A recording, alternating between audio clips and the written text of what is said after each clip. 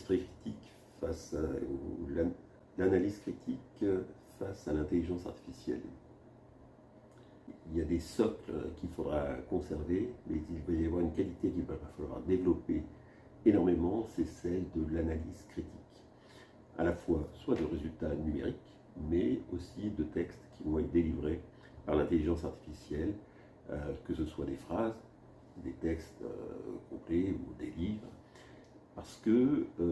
l'intelligence artificielle permet très facilement de diriger, d'orienter un texte d'une manière ou d'une autre. Je ne parle pas là de fake news, qui sont vraiment sur l'information, et c'est un tout autre sujet. Mais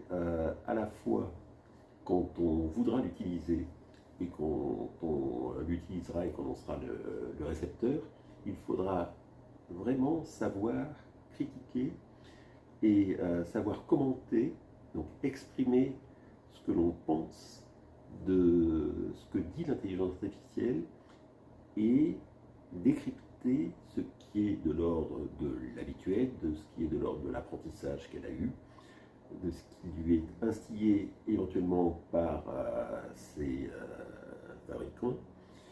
de ce qui est de la vérité, de ce qui est de l'imagination. Et il faudra vraiment faire la part des choses, parce qu'il va y avoir une accélération très grande de la productivité, c'est certain, mais il faudra en même temps et sans perdre de temps avoir cette habitude de critique, de détection de ce qui n'est pas dans notre axe de pensée, dans notre, ce qui nous a vertébrés, ce qui nous tient, ce qu'on veut obtenir. Et ça, l'intelligence artificielle va nous servir quelque chose qu'on peut essayer de paramétrer, mais qui ne sera jamais complètement fiable. Et donc, développons cet esprit critique chez les enfants et apprenez à être critique dans la lecture, soit d'un résultat, soit d'un texte de l'intelligence artificielle. Chez Kinex Information, nous vous apprenons ça.